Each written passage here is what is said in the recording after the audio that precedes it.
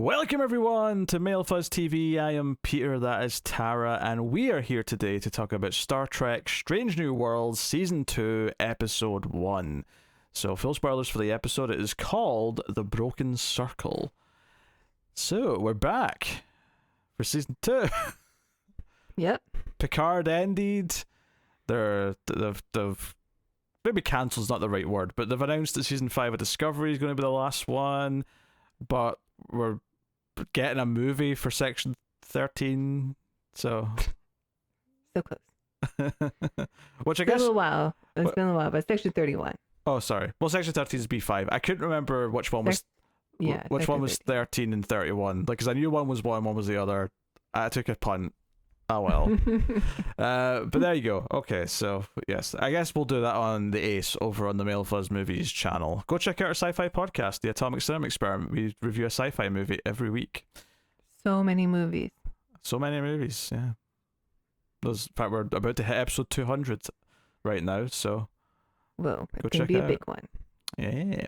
So yeah, Strange New Worlds is back. There was a previously on. I still felt like I was forgetting a lot of things. I'll talk about that as we go. Obviously, character names are always a fun thing to try and remember when you can. Obviously, I'm not going to forget Spock, obviously, because he's kind of...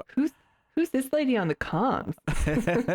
Spock and Uhura are obviously easy. But you can ask me what number one's name is, and I will have no clue. Yeah. I don't have a clue. She's number one, and we're going to stick with that. Well, I know her name is Una. I forgot it was Una Chin Riley. I was never going to get that. Gee, not a chance. They said it in this episode. I was like, oh yeah. Yeah. So yes, Dr. Mbenga, of course, is there. La'an Noonien Singh is back, although she's not in the ship to start with. We have no, I don't think I ever. So you got Ortega as the pilot, right? I don't know if I ever learned that the other chick sitting next to her was Mitchell. That might be new information to me.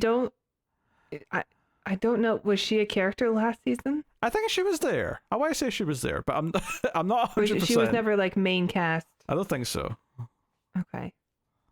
She was a character in this, and she seems to be coming back. She didn't seem unfamiliar to me, even though I couldn't have told you her name. She seemed familiar enough, so I think she was around.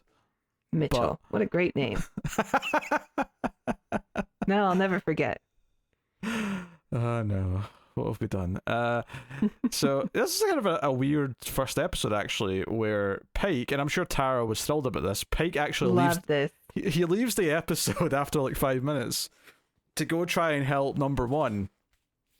And we then get a plot where Spock steals the starship, steals the Enterprise, to go and help La'an, who's in trouble on a border world in Klingon space. And that's where all the plot is, and we get a lot of stuff with him in command. Although, to be honest, I would say that Chapel and Mbenga probably get the lion's share of story and screen time in this. Yeah, I liked the both of them together, actually. I thought they had better chemistry than maybe even her and Spock. Oh, they're still beating that drum, though. Towards the end, there's a lot of tense little moments because she almost died. And they said it's been a few months, so there's been something that's happened between them in that time, because they're not on like speaking terms, where at least he's leaving the room if she's there. I think it's just awkward tension, because remember, she kind of admitted she had feelings for him, right? Before they had like a thing, they had a moment. They kissed in the last. They even kissed even. Yeah, okay, you remember better than I do. So I think it was in the recap. Yeah. But if not, then I definitely remember them doing that. Yeah, I will say there's definitely parts that I wasn't as. So there's two things that stuck out to me that I didn't like. I'll get these out of the way first before we get into everything else. I cannot stand Carol Kane as an actress. So her popping up in this weird, goofy role it took me so out the episode, because she feels like she belongs on another show. She's too zany. She's too weird. She just, I completely was out of the episode the second she started talking. I heard her voice and I'm like, oh, that's Carol Kane. I know that voice before I knew can she see her. was coming into the series. Yeah, so that was weird. Also, what the hell was she? They mentioned something at the end about her being not human. I don't know. I looked it up also because I'm like, this is not familiar to me. If it has been in the show before or in the series before, it's really obscure. Yeah. Because I couldn't find anything about it. when I looked up the race, I don't remember what it was, but when she said it, I looked it up. Okay. Yeah. And the only thing that popped up was her character on Memory Alpha, and I rely on them pretty well. So they're pretty. So I'm not sure, but it seems to be that they live an eternity and they look very much like humans. Memory Alpha, right? See, when you go to an episode of Memory Alpha and you scroll down to the plot summary, you scroll for like a good while and it's paragraphs and paragraphs, and then it ends and then it says Act 1. So you get like 10 paragraphs just for the prologue, and then there's like split into acts. There is like a 25,000 word summary of every episode of Star Trek on that damn site. It is insane. They're very detailed. They are absurdly detailed, almost to the point that makes them useless because they're too dense. Like, yeah, I mean, don't get me wrong. It's a computer; you can Control F what you're looking for, but it's like too much. Calm down. Anyway, so yeah, she plays a character named Pelia, I think it was pronounced, and it was an alien who was living amongst humans on Earth long before humans knew aliens existed. Kind of like Guinan, apparently, because Guinan apparently was doing that at a certain point. I actually was surprised they just didn't make her an Elorian, or not Elorian, whatever Guinan is. A Whoopi. She's a Whoopi. A sister act. Anyway, so they set up this thing. So I'm a little annoyed she's sticking around. But like, even see when she was on Unbreakable Kimmy Schmidt, and that is a zany comedy show, she still felt too zany for that to me. What about for Scrooge? She works well in that as like the role she's playing, because she's actually a great dramatic actress. I've seen her in like other things. Oh, she was in like a Western. If you go back to like the start or near the start of her career, she was in When a Stranger Calls, and she's fine in that. It's more, like her crazy old lady kind of shtick, where she's always smiling, and I don't know, I don't like her very much. She's the fairy. She's just Carol Kane. She's just always Carol Kane now. Like yeah, definitely. She looks so different now because she's so much older than last time I've seen her. And like she has such a big personality. She is zany, but I'm okay with bringing zany into a Star Trek show. I'm not necessarily against zany in general. I feel like I'm just distracted because she's just. It would be like if, I don't know, Jean-Claude Van Damme showed up and he was just playing himself, and he all he did was spin kick people.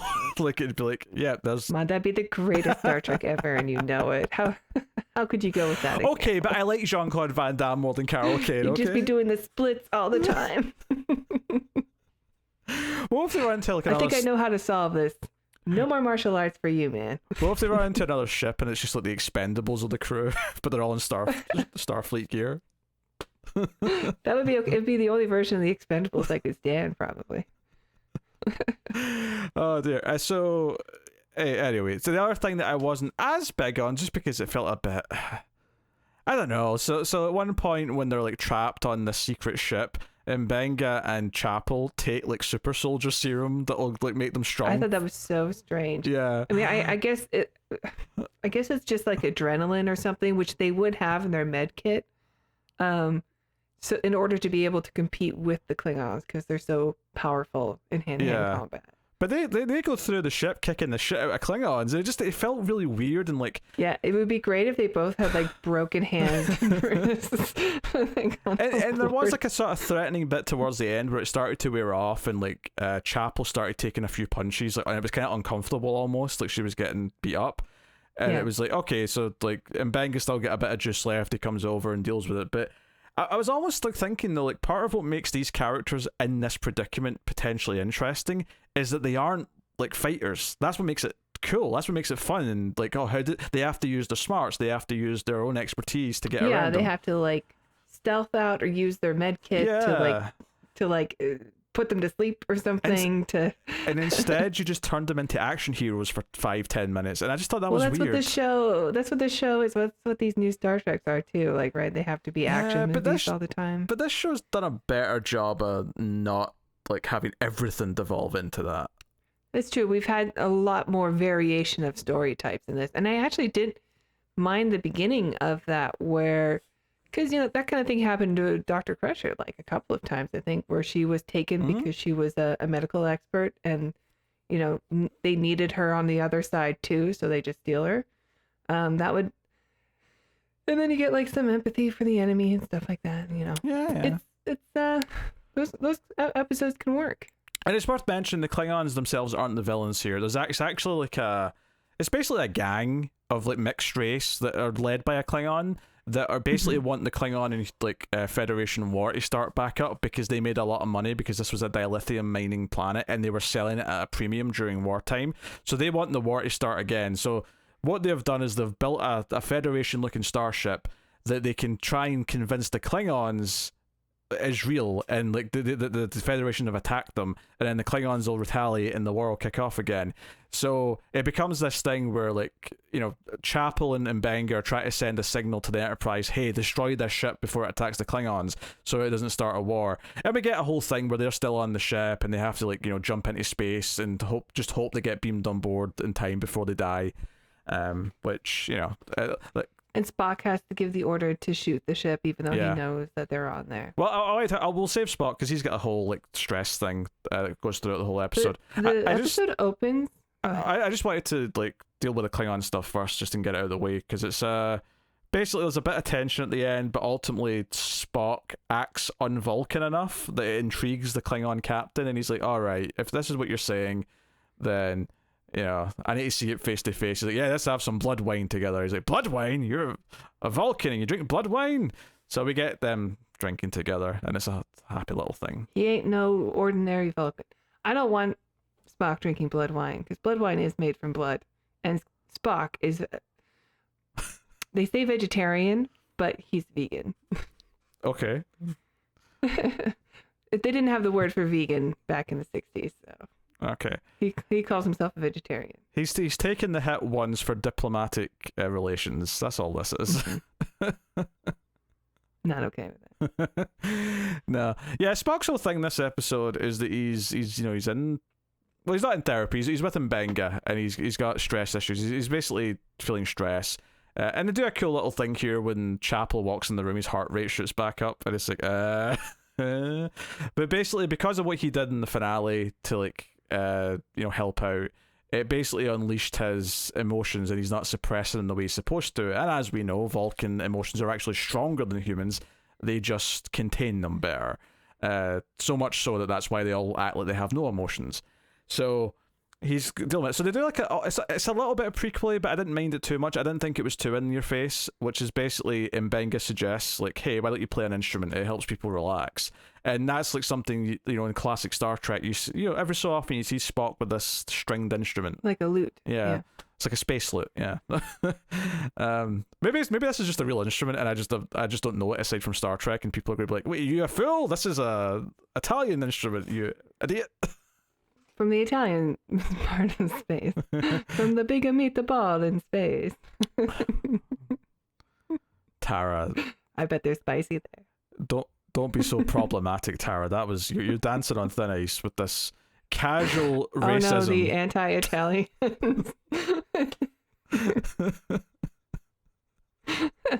The Cuomos are going to come after me. I love how any ball, if you're talking about an Italian, you can just turn it into a meatball just for like the spicy meatball. Testicles are spicy meatballs. Planets are spicy meatballs. I would never ever call an Italian person Fredo. I know that is crossing a line. Sure. But what? So Mario and Luigi are okay. Oh yeah. All right. Okay. Just checking. No, I think I was happy to have the show back. I was happy to have the cast back because I like most of them quite a bit. And Spock's whole thing, this idea that he's like dealing with emotions a little bit more, and he's been given this choice to like run the ship, and immediately the first thing he does is decide to like not follow orders and steal the starship. Pike would be proud, I'm sure. I'm sure. And he basically gives everyone an out. He's like, hey, like if anyone wants to like go and rat us out, like I understand, you don't want to go along with this plan, but of course they all want to agree and do it, so it's fine. It's I enjoy, like, my favorite part of Search for Spock is the first act where they're basically all agreeing to steal the Enterprise and go look for Spock, because it's when they're all like, committing to like be a team again out of their own goodness rather than because they've been given orders. And I like that. I love that side of things. I love a good mutiny in space. A space mutiny, if you will. Yeah, I will say though, they might have like aimed a bit too high with how much like drama they wanted to have in this, like, two of the characters almost dying kind of thing, because they were playing all the music really emotionally, and I was kind of like, yeah, first episode too. It seems like a lot. Yeah, I kind of felt like I didn't really feel like I really believed it or felt genuine, because I'm like, I just don't believe that you're like, I think it would have been pretty bold. Well, Nurse Chapel's going to be around because she's around the original series, and this is canon. But like, if they killed off Dr. Mbenga in this episode, I would have been like, whoa, that was ballsy. And also, how dare you? Like, he's actually a great character. Oh, he's great, yeah. And we already killed one character we wanted more of last season, so yeah, don't kill Mbenga. R.I.P. Hammer. I'm so glad you remembered his name, because I didn't. And I remember his face. I remember his beautiful face and his little antennas. Oh, yeah. That sweet albino Andorian. So the episode opens with the Enterprise in dry dock, and like, yeah, I don't know about you, but I thought this space station really needs some air traffic control, because there is stuff buzzing around everywhere. Yeah, they wanted this to feel like, like happening. There's a lot going on. It's busy. But it just kind of felt like every ship almost hit each other. Yeah. Hope everything is like on an autopilot, and no one's actually piloting and making their own little quick judgments, because there's so many things that they could hit, and everything's going so fast. Also, the Admiral kind of lets Spock off really easy at the end. He's just kind of like, all right, don't let this happen again, but we'll let you off with it. And they kind of like sugarcoat it afterwards by saying, like, obviously they're happy that he stopped another war breaking out that we don't want, especially since the tease at the end is like, we're kind of on the brink of a war with the Gorn. And, we spent all season 1 building up the Gorn. It makes sense that we're going further with that this season. I'm sure we'll see them this season, I expect. That seems to be where it's headed. Yeah, I would think so. So, that's a nice tease for the season long thing. I was impressed that we never actually cut to Pike at the end, or Pike returned at the end. I do wonder if that means that maybe like episode 2 might be more following him with number 1 and like all that stuff of like trying to get her out of jail for lying about who she was. Yeah. Yeah, probably. That's good. That's a good point. Because he said he was going to go try to get her, so I don't know exactly what that means. Just like speak on behalf of her, right? Because she's like not in another quadrant, but like in another part of the Alpha Quadrant. I think he said specifically that he was going to go and find someone who could help get her out, like a lawyer who could argue her case. So, yeah. If only Picard was around. He's so good at that. Yeah, he's not born yet, I don't think. No. Too early. Too early, yeah. I'm sure he'd do a good job though if he was. Obviously, Uhura is obviously now a proper ensign. She's, actually employed on the ship now as opposed to just interning. I like the way her hair was in this. It's grown out slightly, and there's like a wave that she's able to put in the hair, and it almost looks like it's in the shape of a beehive. The wave is. Oh, do you think we're going to gradually? I think I've even joked about this before, that we're going to gradually over like 5 seasons like get closer. Watch her hair grow. Yeah, to season 1 of TOS. Which it made me think that. Actually, on that subject, there's a dedication at the end of the episode for got me good for Nichelle. I thought it was a really sweet, because sometimes they'll just say in living memory of, and that's fine, that works. But this one had a bit more. This had a bit more. You opened the door. Which obviously is a reference to her being one of the first prominent black characters, or black women especially, on a TV show. And then that final line I think got me, which was the all comms channels open. It's like the line she used to always say. I thought it was quite sweet. It was a nice thing. Alternatively, I actually did think of another thing that I didn't like that much, and I know you won't like this. Everyone who sits in the captain's chair has a line they say when they're going. Yeah, that was in the trailer. We talked about that before. Yeah. Well, here's the thing. I actually think the joke it built up to was good because it was what it should have been, which is Spock just says something very matter of fact that's not really a line, because it just builds up and he's like, I want the ship to go now. And like, I'm like, okay, that's a little funny. But this idea that Ortega's and the Who are like, yeah, everyone's got a line. Like, my old captain said this. And of course, hit its pikes. Yeah. So I understand that like this has to be Spock because this is the prequel to the Enterprise. But I don't love this Spock. Like he's definitely grown on me as just like his own character in the show with his own actor. I don't think he's bad, but I still just have a hard time being like, oh, that's Spock. Yeah, I agree with that. I think it's something that even the Abrams movies, I don't like. Obviously, I agree. Spock is like Kirk. I bought in those movies, but not Spock. And I do think Zachary Quinto is good and he's doing his best. But it's just say something wrong about Spock. It's just a specific thing, and even Kirk's like 50-50. The one that they nailed because Carl Urban's a goddamn like chameleon is Bones. Like he just became Bones.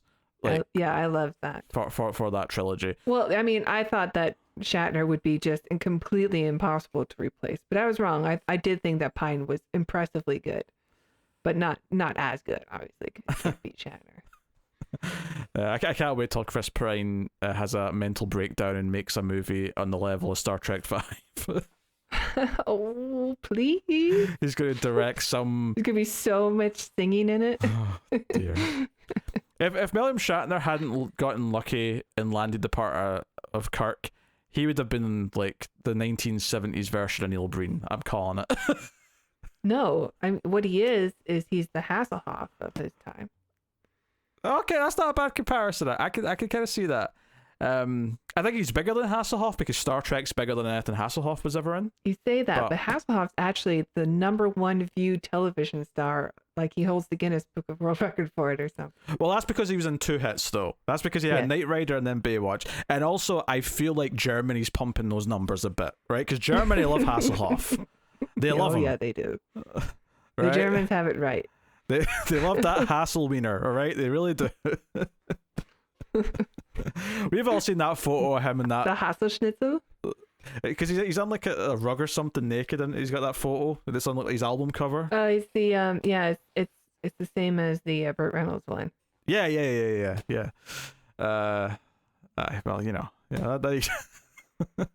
but I would argue that Star Trek's bigger to the pop culture than either Baywatch or, because I think Baywatch and Knight Rider are very of their time. They had higher numbers. They had their numbers, but they're of their time, and they never they've tried to bring them back, and it's failed every time. It's not like they had their time in pop culture. Star Trek has persisted, and I think there's a difference there. Okay, I mean, I'm waiting on my real Baywatch reboot. Besides, like, numbers don't really mean much. Like, more people watch CSI than like any other actual good TV show in the last 20 years. That doesn't really mean anything. Sure.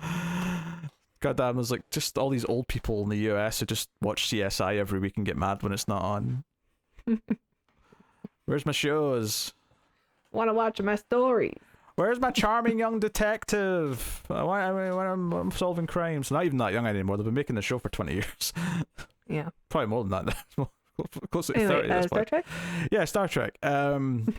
Yes, so yes, I knew you'd have a problem. I did think the joke it built up to was at least, it was the correct joke, is that he's just going to say something matter of fact. It was better here than it was in the trailer. In the trailer, it kind of, fell flat because it was sped up a bit.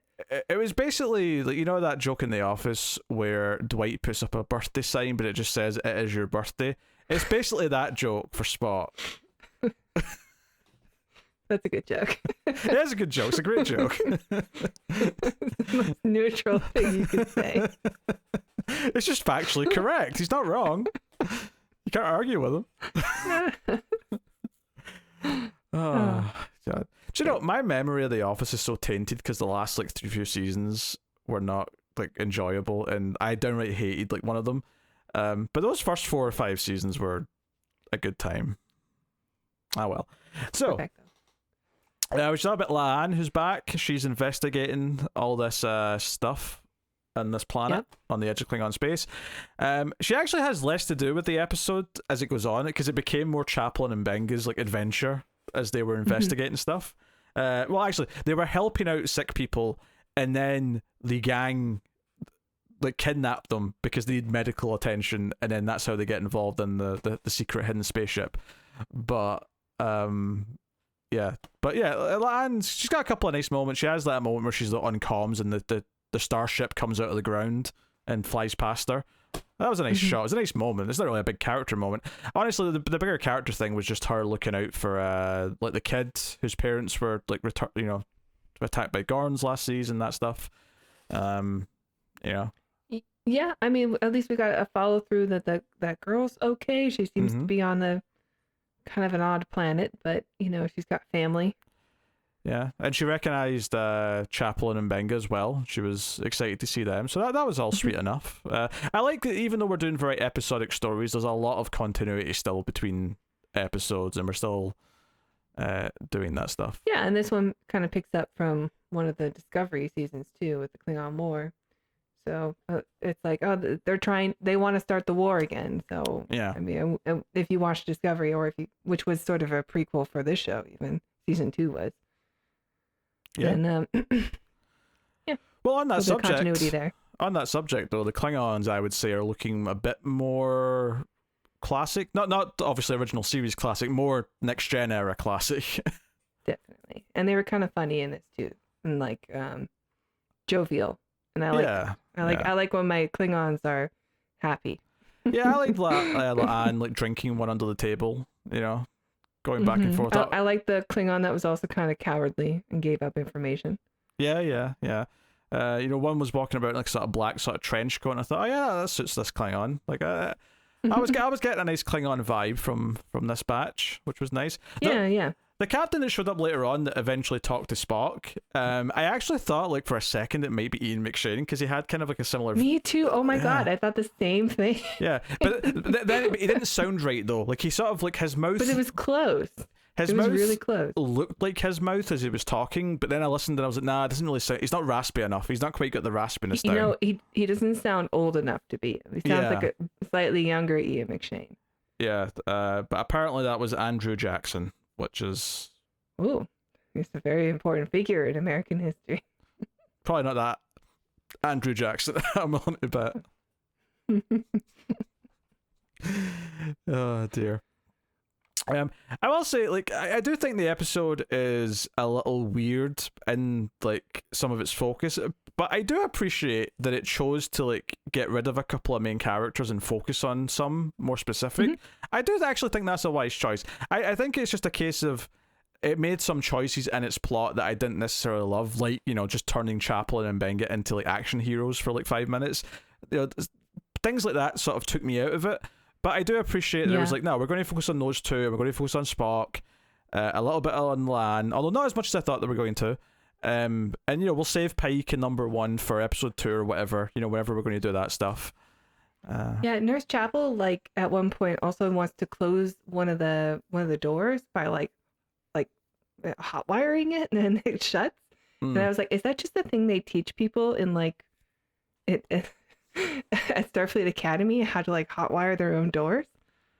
I actually think they probably would, because if you're in space and let's say there's something malfunctioning and there's a breach and you need to shut the door and it's not shutting manually, like, yeah, maybe they do teach you how to like go in and fix it quickly. Maybe. Or I mean, it also seems like, why would you have a lock on your doors if you teach everybody how to dismantle the lock and override it? Well, because it's still easier to use, and if it works as the way it's supposed to, it's more just if something breaks. It's like you can use a computer, but it's worth knowing how to fix a part if like something fails. It's good. And I can't remember like other characters from the show that wasn't like an engineer or like Data or something, being able to do that before. But maybe I'm wrong. I could see like Riker or even Picard maybe doing it at some point, but. But Chapel's smart, yeah, okay? I don't know. I saw that and I went, I guess they just teach people how to do that. Like, Chapel knows her stuff. She's a smart cookie. She's very capable. Yeah, there was a moment actually where I thought her and Benga were going to kiss. I mean, me too. Oh my god, that's why I was like, these guys have more chemistry. Well, I was glad they didn't, because I thought it was kind of weird to start up her, because they feel like they're of different generations. He feels old enough to be her dad, or close to anyway. I don't know. She's probably like, yeah, she's probably like mid-20s, and we know he's had a kid. Yeah, he feels like he's in his late 40s or whatever, and she's like, a young nurse, right? So I'm glad they didn't do it. But there's a moment when they were sort of hugging because they were about to like go into space, which made sense. But there was a moment where they were talking to each other a little bit, and they're like literally right up in each other's faces. Where I'm like, oh, are they going to are they going to share breath to try and survive longer, or something? And they didn't. Because you're gonna waterworld it. Yeah. Well, I as I understand that you're not supposed to hold your breath when you go into space, because actually, you're supposed to exhale. Yeah, because your lungs can't take the difference in, whatever, because of the vacuum. I'm not going to explain it. And your eyes explode, right? That's what we saw in Event Horizon. Event Horizon. I thought you said Deep Rising, and I went, wait, what are you talking about? That wasn't in space. R.I.P. Treat Williams. Yes, R.I.P. Treat Williams, who passed away this past week. What are you talking about? that was water. I thought we were going to say Total Recall, because Arnold's eyes pop out on the surface of Mars. I think he's dream, admittedly, but and in Recall. We're not debating this again. I don't know. Go check out our episode of the Ace on Total Recall for the debate on that movie. It's one of the few episodes where I'm 100% right. No, you're not. I had evidence. I had prime evidence as to why you were not right. Thank you very much. Anyway, but I think that's mostly what I wanted to bring up with this episode. It focuses on a few key characters. It gives them stuff to start off with, and obviously they kind of marry each other a little bit as well, because Spock dealing with his emotions and making the choice to fire on the ship, knowing that it might kill Chapel, ties into the potential romance that they have and the weird coldness and like awkwardness they've got at the start of the episode. So it's it pays off at the end when he's like he's the one doing the CPR, and then he's like holding her hand or whatever, and it's. And Benga's given that like proud dad look of, oh, you two kids. So, yeah. She says, like, when she wakes up, she's like, why do you gotta be so rough? And I know that's like not about like the CPR that he gave her, but I wanted her to be like, you broke my sternum. Which does happen very often when you I'm do sure CPR. It does. Yeah. And I don't think people feel guilty about it too much, because if it saved their life, then you know what, you gotta they might still sue you, but yeah. Well, in America because we're number one. Number one in lawsuits. Oh dear. We have so many criminal lawyers, as they say in Breaking Bad. Yes Anywho, anything else you wanted to bring up about the episode? I'm happy to see the characters again. I really enjoyed that tribute at the end, especially, and it was a good episode. I thought, like probably somewhere in the middle between this and anything from the first season, but happy to be back. Happy to be back. In this very happy-go-lucky starship crew. I do think it's not the show's best. It's definitely a bit more uneven than to be considered in its upper tier. It's not as tight as the best episodes have been, but I'm happy to have the show back. It's already been renewed for season 3.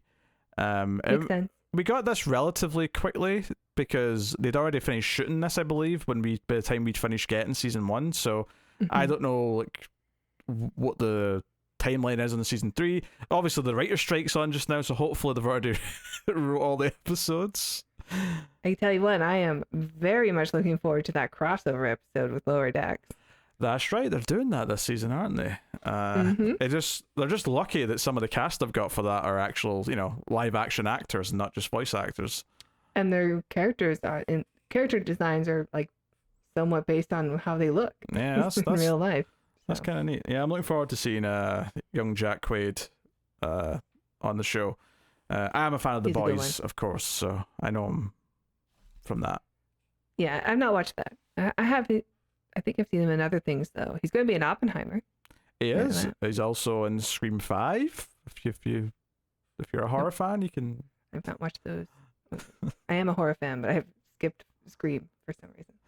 This year, I'll do it this year. That's October. Go through all the Screams. You got 6 of them now. Nice, neat package to watch. I'll do it. Yeah. Yeah. 3 might put you off. Don't worry. Just keep going. I'll keep going.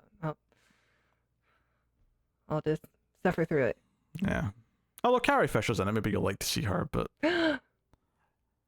And Lance Henriksen as well, now that I think about it. It's got some good, interesting cast members, but unfortunately I just don't like it very much. Well, that's what it is. Alright, well there you go. That's your Season 2 premiere episode of Star Trek Strange New Worlds. We'll be back. The day we put these reviews out will probably shift around a little bit, depending on when we can record each week. This is probably the earliest you can expect it, based on when the episode comes out. We might be able to record like the Friday of and then get this out Saturday or whatever, but yeah, it's not guaranteed. Yeah, there may be some weeks where you're waiting until the Monday or Tuesday before you get it, and that's just just the way it's going to have to be. But do not worry, we'll be here for the duration of the season, and we'll be back for Discovery Season 4 when that hits next year, and 5, sorry, and whatever other show they may or may not announce in the meantime. There's some Starfleet Academy, right? They're working on it, yeah. I mean, the strike's probably slowing all this shit down. It's so funny, though, because Akiva Goldsman, who's worked on a lot of these shows, co-wrote this episode, and he also wrote that pilot I just did called The Crowded Room, which wasn't very good. And he's such a weird writer, because he won an Oscar for, like, A Beautiful Mind, but then he also wrote Batman and Robin. Like, he's such a... like. How much of that was Schumacher, though? I don't think it was Schumacher. It was very much his humor. I mean... That's Schumacher's voice. I guess what I'm saying is Akiva Goldsman doesn't really have a voice to me. I feel like he just kind of comes in and does the job. And I never really... that's why he keeps getting promoted. Probably. That's maybe why he keeps getting work. But he's not a name I get excited to see on something, you know? No. By any means, so... Alright, well there you go. Let us know what you thought of this episode in the comments. Like, subscribe, ding the bell for notifications, all that stuff. And of course, you can support all the content over on patreon.com/MailFuzzTV and keep all of it coming. But that is the show. Thank you very much once again for watching or listening. We always appreciate it. Keep watching TV. Have you got any vanilla?